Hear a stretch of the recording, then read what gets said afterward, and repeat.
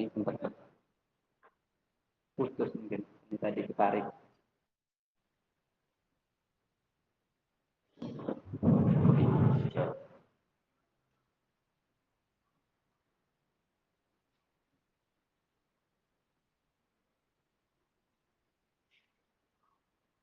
Bismillah, assalamualaikum warahmatullahi wabarakatuh. Alhamdulillah wassalatu wassalamu ala rasulillah wa ala alihi wa ashabihi wa man walah. La hawla wa la quwwata illa billah. Asyhadu an la ilaha illallah wa asyhadu anna muhammadan abduhu wa rasuluh. Amma ba'du. Alhamdulillah pada kesempatan malam hari ini, malam Sabtu, seperti biasanya kita bermajelis di masjid ini dalam rangka meningkatkan pengetahuan kita tentang perkara agama, dan kebetulan materi yang kita kaji adalah fikih sholat dengan membaca kitab Bulughul Maram karya Al-Hafiz Ibnu Hajar rahimahullah, di mana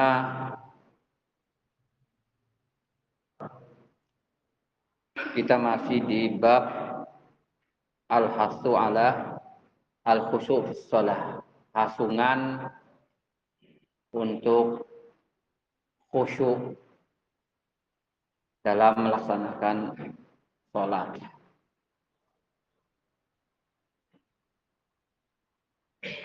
Qala al-Hafiz Ibnu Hajar rahimahullah,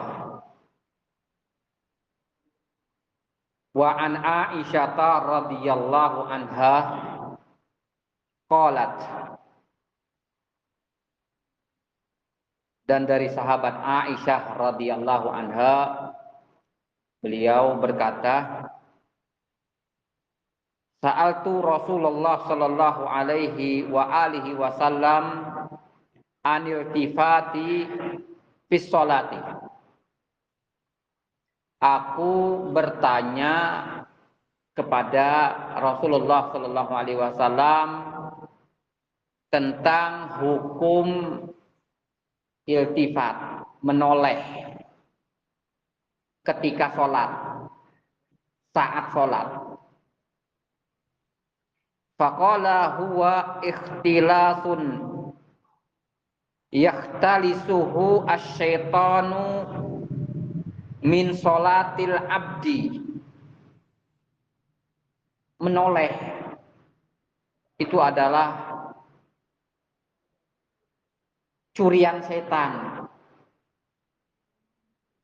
Curian setan dari sholat seseorang hamba. Rawahul Bukhari, hadis ini hadis riwayat Bukhari. Walit Tirmizi an Anasin wa sahahahu iyyaka wal iltifata fis sholati fa innahu halakatun fa in kana la budda fa fit tawwu'i. Dan At-Tirmizi meriwayatkan hadis yang seperti ini dari sahabat Anas. Kalau tadi dari sahabat Aisyah, kalau ini dari sahabat Anas. Beliau mensahihkan hadis tersebut dengan lafaz iyyaka wal iltifat fis shalah. Hati-hati kan. Hati-hati dari menoleh di saat sholat. Fa innahu halakatun, karena sesungguhnya menoleh saat sholat itu adalah kebinasaan. Fa in kana la budda, kalau memang harus menoleh, Fafit tatawwu'i, maka lakukan ketika sholat sunnah. Untuk riwayat ini meskipun At-Tirmidzi mensahihkan hadis ini, akan tetapi Syekh Al-Albani menyatakan riwayat tersebut dhaif dengan lafaz iyyaka wal iltifat fis shalah. Artinya jangan kamu menoleh saat sholat, fa innahu halakah, karena menoleh saat sholat itu adalah halakah, yaitu membinasakan, kebinasaan. Kemudian dilanjutkan kalau memang harus menoleh maka saat sholat sunnah. Namun hadis ini Asy-Syaikh Al-Albani rahimahullah mendaifkan. Artinya yang sahih itu adalah riwayat hadis Aisyah yang diriwayatkan oleh Imam Bukhari, yaitu pertanyaan dari sahabat Aisyah kepada Nabi Shallallahu Alaihi Wasallam tentang hukum menoleh ketika seseorang sedang sholat. Jawaban Nabi Shallallahu Alaihi Wasallam adalah itu merupakan curian setan dari sholatnya seseorang hamba, dari sholat seorang hamba. Dari hadis ini yaitu tentang al-iltifat. Iltifat itu adalah menoleh. Namun yang menoleh yang dimaksud dalam hadis ini adalah seseorang menoleh wajahnya ke arah kanan dan ke arah kiri, memutarkan lehernya, tidak badannya. Bukan yang diputar adalah badannya, akan tapi badan tetap menghadap ke kiblat, namun yang menoleh adalah wajahnya ke kiri dan ke kanan, seperti seseorang di saat salam, di saat assalamualaikum warahmatullah, dia menoleh ke arah kanan dan ke arah kiri. Nah, ini adalah bukan saat salam, akan tapi sedang berlangsungnya sholat. Sedang berlangsungnya sholat. Hubungan hadis ini dengan bab al-hasu alal khusyuk, hasungan untuk khusyuk, tentunya ketika seseorang menoleh entah ke kanan ataupun ke kiri, ataupun yang lebih dilarang lagi adalah ke atas, itu menunjukkan kurang khusyuknya di dalam sholat. Walaupun asal khusyuk itu adalah hati, akan tapi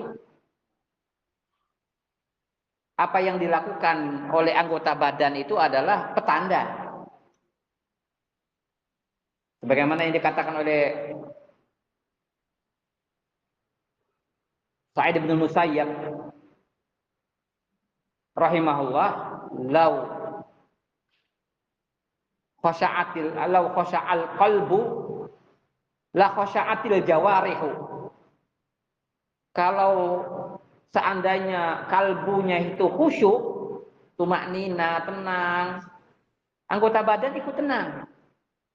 Artinya ketika dia seperti orang gelisah, lirik kanan, lirik kiri, kemana-mana pandangannya, atau bahkan sampai menoleh, itu ada indikasi tidak khusyuk dalam sholatnya. Karena apa yang dia lirik dan dia toleh itu adalah dari perkara-perkara duniawi, yang itu akan mengganggu konsentrasi sholatnya. Dalam hadis ini, faedah yang bisa kita petik darinya adalah pertanyaan, di antaranya adalah di antara bentuk menuntut ilmu adalah bertanya kepada ahlinya. Fas'alu ahla dzikri in kuntum la ta'lamun. bertanyalah kepada ahli ilmu ketika kita tidak mengetahui. Aisyah radhiyallahu anha bertanya kepada Rasulullah tentang sholat. Karena sholat itu pelaksanaan yang harus sesuai dengan tuntunan Nabi. Nabi Shallallahu Alaihi Wasallam secara khusus mengatakan, "Shollu kama ro'aitumuni usolli." Sholatlah kalian sebagaimana kalian melihat aku sholat. Di sini Rasulullah yang ditanya oleh Aisyah tentang hal-hal yang berpotensi merusak sholat seseorang, seperti menoleh ini. Beliau bertanya kepada Nabi Shallallahu Alaihi Wasallam, dan ini tidak termasuk dari larangan banyak bertanya dalam hadis. Wa karihalakum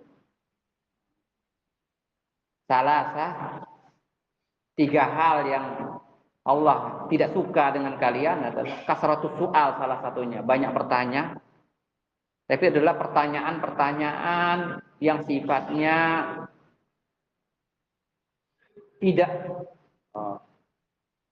berguna, tidak banyak manfaatnya, atau yang sifatnya sesuatu yang belum terjadi atau tidak terjadi, lebih ke sia-sia, perkara yang sia-sia atau dalam rangka untuk mendebat yang ditanya atau mencari kesalahan yang ditanya. Bertanya tentang hal yang penting, contohnya dalam sholat, itu adalah disyariatkan.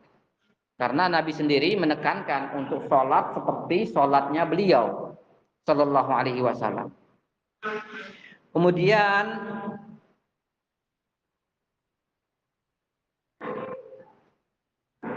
di antara yang disebutkan tentang faidah yang bisa dipetik dari hadis ini adalah karahatul iltifat fi sholati illa min hajatin. Makruh sholat, menoleh di saat sholat, hukumnya makruh. Artinya kalau makruh ini tidak sampai ke tingkatan haram dan tidak sampai membatalkan sholat. Cuma makruh. Makruhnya karena itu adalah menandakan ketidakkhusyuan sholat seseorang. Yang lebih daripada itu adalah menyelisihi larangan Nabi Shallallahu Alaihi Wasallam dan juga menunjukkan bahwasanya gangguan setan kepada orang tersebut lebih dominan.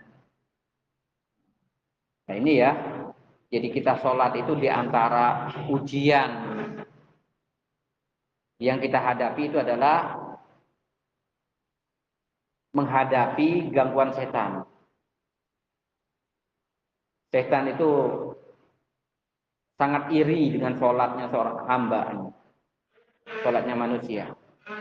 Makanya berusaha untuk merusak dan mengganggunya.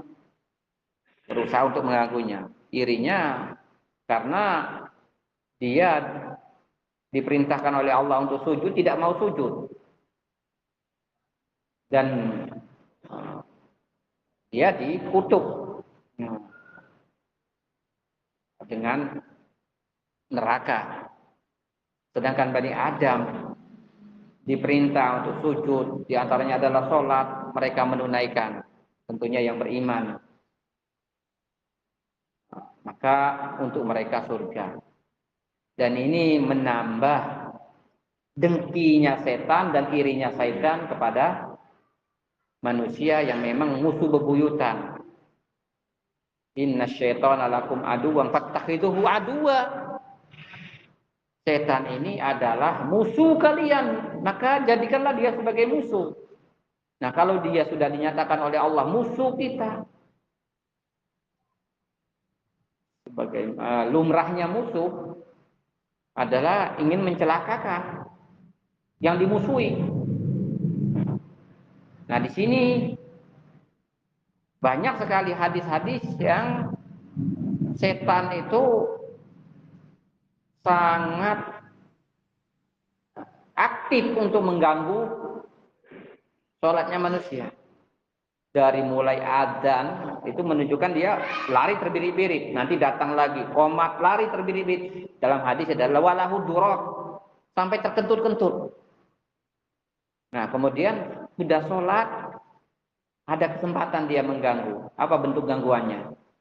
Adalah bikin was-was, ini sudah berapa sholatnya, hatta la yadri kam sholat, sampai seorang itu tidak tahu berapa jumlah sholatnya. Dibuat oleh setan tersebut yang sholat ini melamun, menghayal. Nah, diantaranya adalah sebagaimana dalam hadis ini. Karena dalam hadis tersebut ikhtilasun yahtalihu syaitan. Ini adalah rampasan, curian setan terhadap sholatnya seorang hamba. Makanya makruh. Kecuali ada hajat. Berarti boleh juga kalau ada hajat.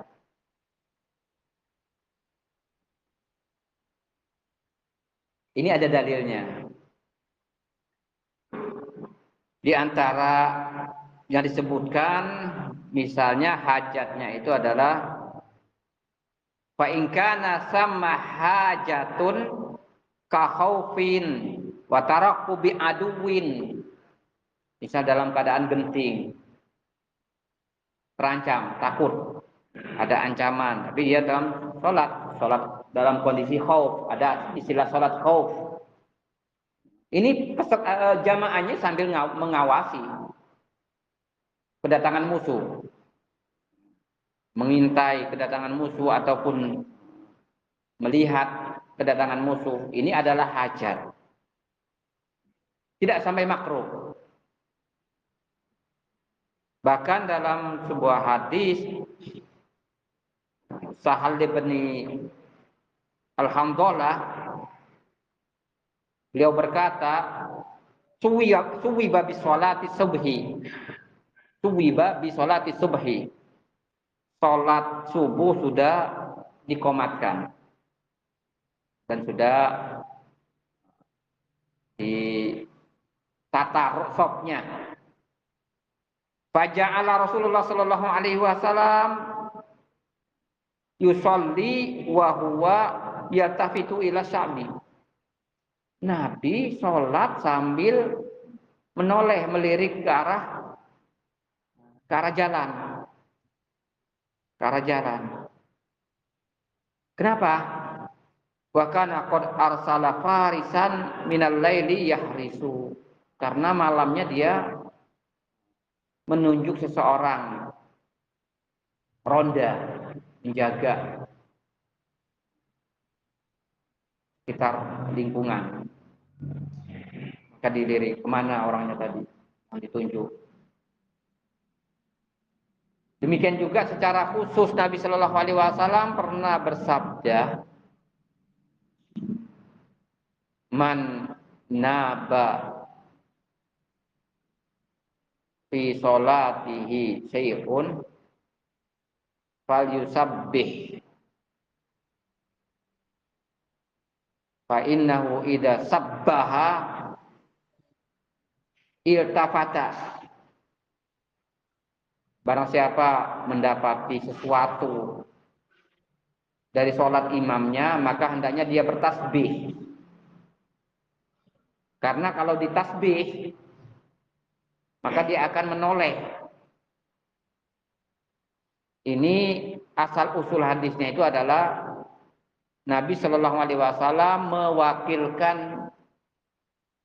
kepada Abu Bakar untuk mengimami para sahabat. Sudah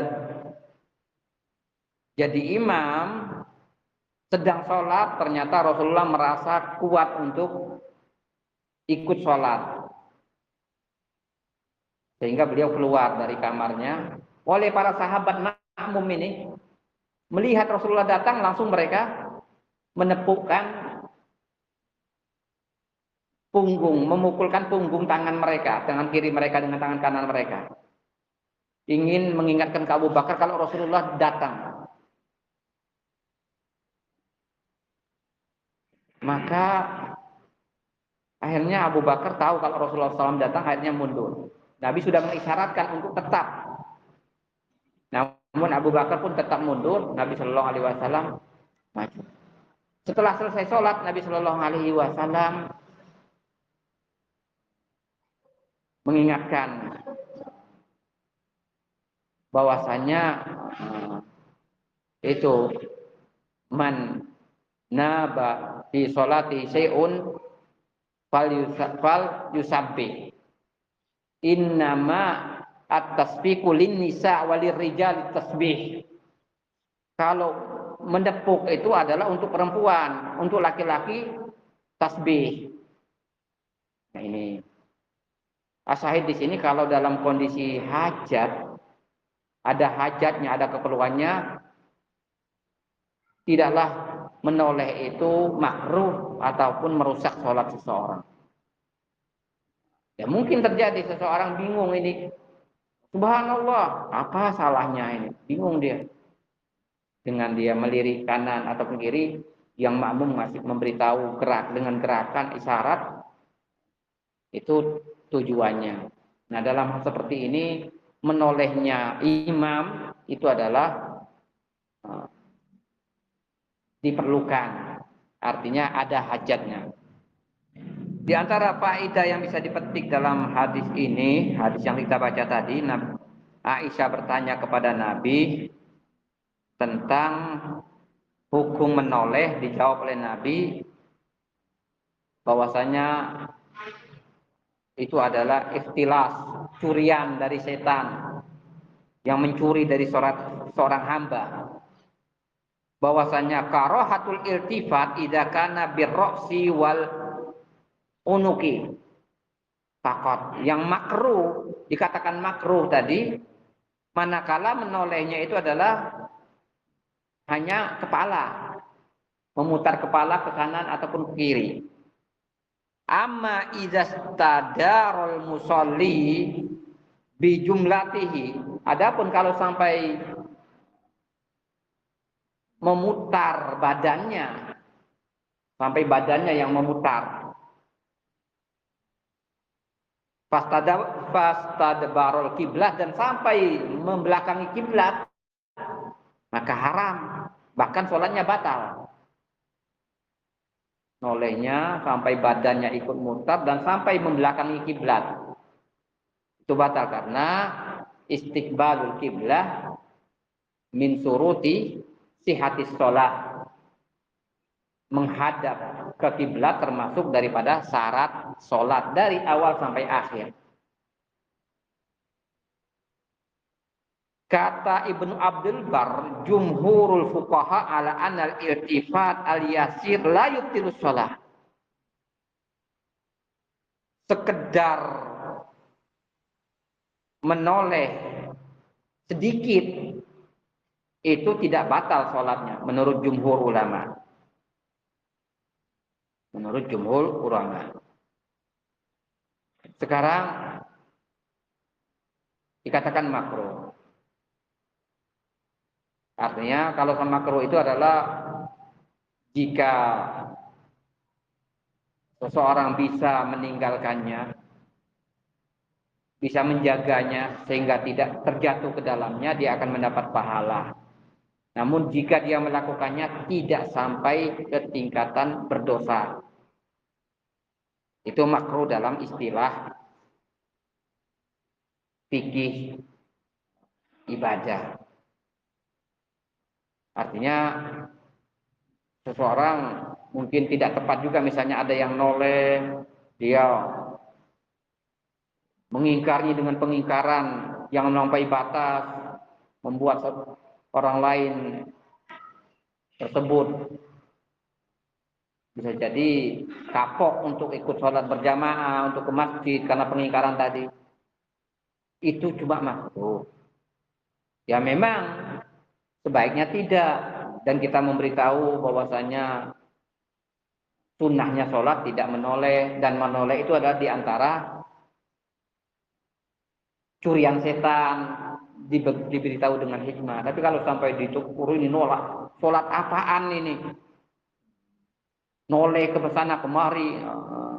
Nah ini hati-hati. Terlalu berlebihan di dalam mengingkari. Padahal perkaranya adalah bukan perkara yang haram ataupun membatalkan sholat. Nah ini hendaknya seseorang harus bijak di dalam yang seperti ini. Karena para ulama sendiri mengatakan tidak sampai mengharamkan, tidak sampai jatuh kepada yang haram, tapi makruh. Namun tentunya bagusnya sholat seseorang adalah meninggalkan yang makruh-makruh juga. Karena dengan banyaknya melakukan makruh itu bisa menjatuhkan seseorang kepada yang haram. Kesalahan kecil jika itu dilakukan secara berulang dan sering itu bisa menyeret seseorang ke kesalahan yang besar, dan itu suatu hal yang mujarab. Halnya banjir itu kan dari tetesan hujan. Kemudian sebab dikatakan makruh disebutkan annahu naqsun fi sholati adhaba al khusyu'a fiha. Itu ada sisi kekurangan dalam sholat, menghilangkan khusyuk dalam sholat, menghilangkan khusyuk dalam sholat. Kemudian juga dikatakan wal ikbalu wa sababul i'rad anillahi ta'ala wa anil kiblati allati umira musalli an yatawajjah ilaiha. Itu ada unsur berpaling dari menghadap Allah. Kan sholatnya seorang itu adalah dia menghadap kepada Allah Subhanahu wa taala. Ketika dia menoleh, melirik kanan dan kiri, itu berarti ada unsur berpaling dari Allah dan berpaling dari kiblat, yang seorang sholat itu diperintahkan untuk menghadap ke kiblat.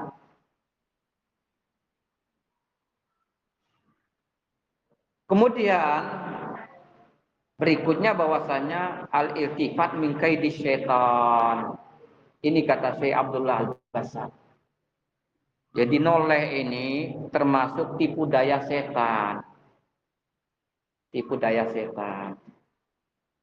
Oleh karenanya sebisa mungkin tempat sholat seseorang itu adalah aman dari hal-hal yang mengganggu konsentrasinya, konsentrasi pandangannya. Nabi Shallallahu Alaihi Wasallam ketika melihat tirai ataupun gorden yang ada di kamar Aisyah itu berwarna-warni, bercorak, beliau minta dilepaskan dengan alasan fa innaha al hadni fi sholati, karena itu tadi yang membuat aku lalai dalam sholatku. Pernah juga Nabi Shallallahu Alaihi Wasallam dihadiahkan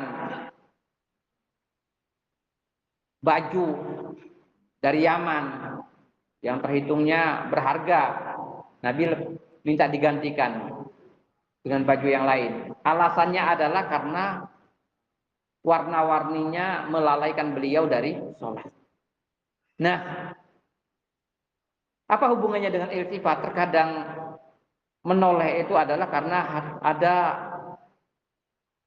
hal-hal yang mengganggu konsentrasi pandangannya. Misalnya ada yang lewat, ada yang berkeliaran, ataupun ada warna-warni yang ada di masjid ataupun di tempat sholat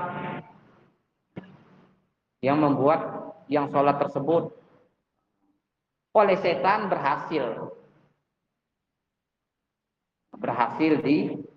digoda. Seseorang mungkin tidak ada niat untuk noleh, tapi setan senantiasa berusaha sebisa mungkin mengganggu sholat seseorang. Misalnya dilirikkan pandangannya ke sesuatu, akhirnya seseorang pun penasaran dengan sesuatu ini.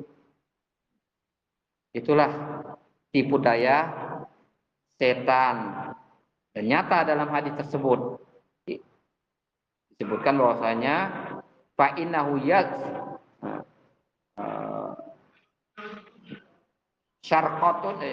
syarqatun min sholatil abdi, itu adalah curian, ikhtilas, itu adalah sariqah, curian. Jadi berhasil ya, istilahnya nyopet. Setan mencopet sesuatu dari yang sholat ini.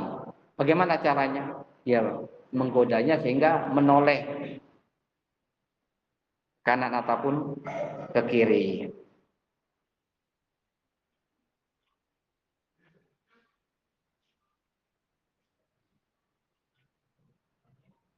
Lebih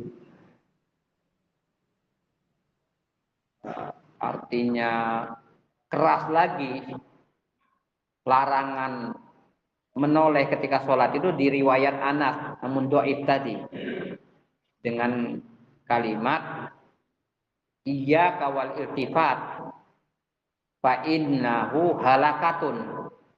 Jangan menoleh ketika sholat karena itu adalah halaka. Halaka ini adalah binasa, kehancuran.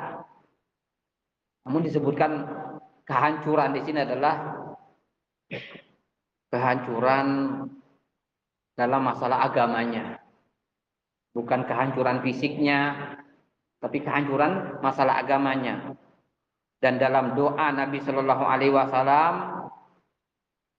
Allahumma la taj'al musibatana fi dinina.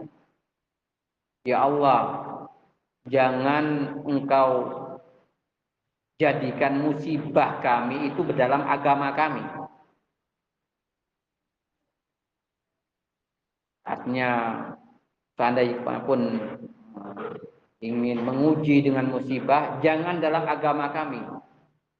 Karena itu adalah merupakan pokok daripada seseorang adalah menjaga agamanya, terjaga agamanya. Nah, di antara dalam hal ini adalah sholat.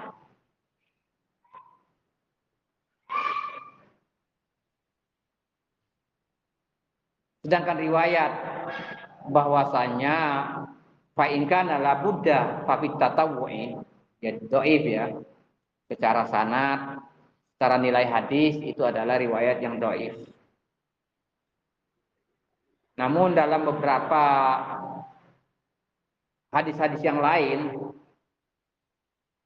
tentang dalam sholat sunnah itu ada tolerir yang tidak ditolerir untuk sholat wajib. Seperti misalnya dalam sholat sunnah berdiri itu bukan termasuk rukun.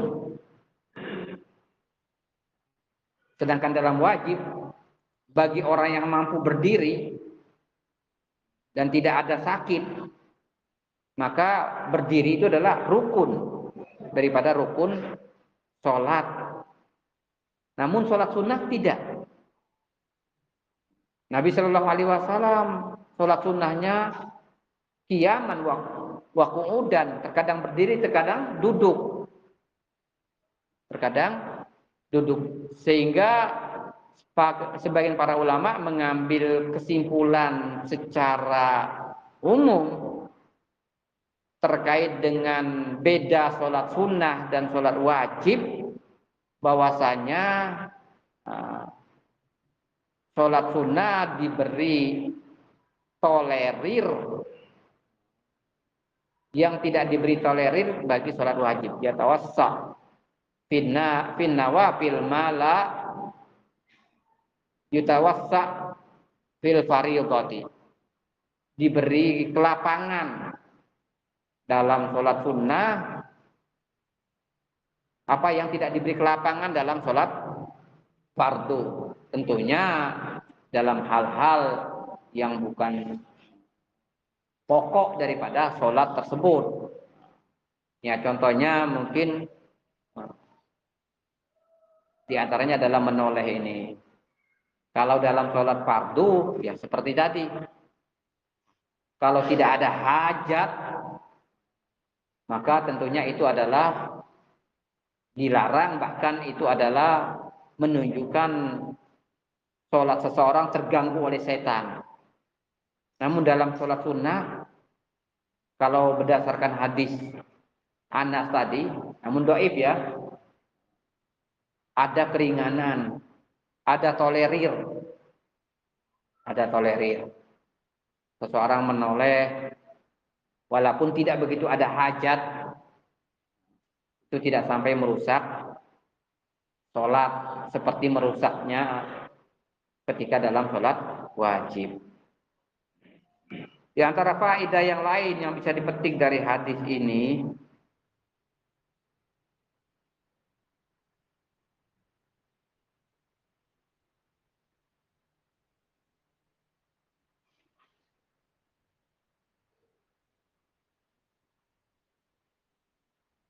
disebutkan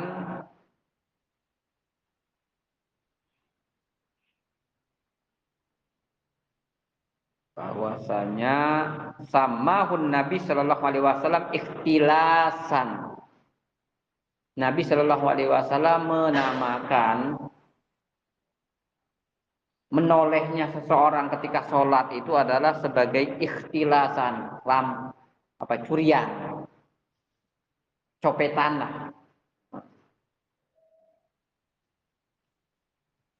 Itu apa? Kenapa dinamakan sebagai copetan setan itu? Taswiron likubhi tilka al fi'lah, untuk menggambarkan buruknya perbuatan tersebut. Untuk menggambarkan perbuatan tersebut itu adalah buruk. Sehingga kan konotasinya adalah itu curian, kan buruk. Konotasinya adalah negatif. Copet, nah, itu kan negatif. Nah, ini. Kaitannya adalah fal musolli muqbilun ala rabbihi yunajihi. Orang yang sholat itu kan dia menghadap kepada Tuhannya, bermunajat, dia sedang bermunajat, berhadap dengan Tuhannya. Wasyaiton mutarassidun lahu, sedangkan setan ini mencuri kesempatan, mengintai adanya kesempatan untuk merusak ataupun mengganggu orang yang sedang beribadah kepada Tuhannya ini. Yuridu qat'atil ka al-munajat, inginnya itu setan itu adalah memutuskan, mengganggu dan memutuskan munajatnya seseorang tersebut, ibadahnya seseorang tersebut. Fa idza iltafata al-musolli fa inna syaiton qad dofa. Kalau sampai noleh seseorang, maka setan menang, dapat 1 poin. Nah, bagaimana kita itu bisa mengalahkannya? Adalah dengan khusyuk. Maka kalah setan, kita menang 1 poin. Dia tidak berhasil. Misalnya seseorang sedang bertanding gitu ya. Kan umumnya lawan itu bagaimana dia bisa mengambil poin dari lawannya. Nah, demikian juga ketika antara setan dengan sholatnya seseorang. Setan ini bagaimana dia dapat poin. Padahal dia sendiri nggak dapat untung dari poinnya ini. Tapi bagaimana bisa merugikan orang. Bagaimana bisa merugikan orang? Dengan berkurang nilai khusyuk seseorang. Dengan berkurangnya nilai khusyuk seseorang tersebut, kualitas sholatnya yang bisa tanha anil fahsya'i wal munkar, mencegah dari perbuatan keji dan mungkar pun akan berkurang. Nah, mungkin ini hendaknya kita berkaca ketika ini ayat menyebutkan sholat itu akan mencegah seseorang dari perbuatan keji dan perbuatan mungkar. Ini kok masih banyak saja dosa, padahal sudah berusaha sholat tepat waktu dan tidak bolong sholatnya.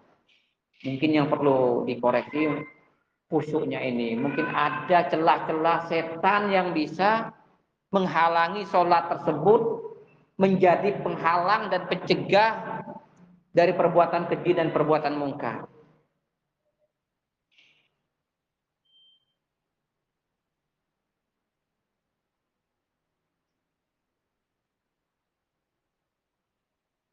Mungkin ini, jadi intinya bahwasanya hadis kita pada malam hari ini adalah pertanyaan Aisyah radhiyallahu anha kepada Rasulullah sallallahu alaihi wasallam tentang hukum menoleh ketika sholat.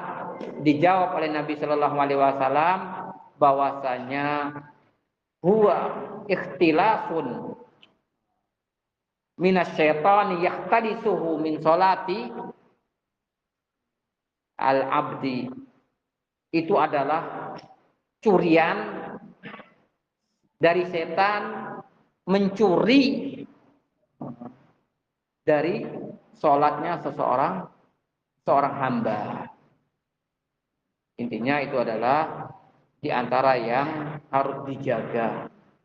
Jangan sampai seseorang mudah melirik, mudah menoleh pada sesuatu yang sifatnya duniawi yang dia lihat dan dia lirik tersebut. Kecuali kalau dalam hajat. Tadi ya, ada hajat-hajat yang memang kita harus menoleh. Di saat kita tidak tahu ini, kita diingatkan apa oleh makmum. Dari tadi subhanallah, kita bingung mau bangkit ataupun tetap duduk atau sujud. Jika memang perlu, kita menoleh, itu makruh saja tidak. Kenapa Nabi sallallahu alaihi wasallam fa innahu idza subbiha iltafata. Kalau dia dibacakan tasbih kepadanya, dia akan noleh. Menunjukkan itu kan adalah boleh. Boleh, artinya mungkin seorang bingung ini. Salahnya apa ya? Kok makmum yang setiap mau gerak ini bilang tasbih? Subhanallah. Alternatifnya adalah kita minta arahan, apa salahnya. Nah, tentunya makmum memberitahu kalau memang berdiri, ya diisyaratkan berdiri, kalau memang sujud diisyaratkan sujud. Misalnya itu adalah tentang berdiri dan sujudnya seseorang. Wallahu alam bisawab. Wabillahi taufik wa sallallahu ala nabiyina Muhammad wa ala alihi washabbihi wasallam. Subhanakallahumma wa bihamdika asyhadu an la ilaha illa anta wa astaghfiruka wa atubu ilaik. Assalamualaikum warahmatullahi wabarakatuh.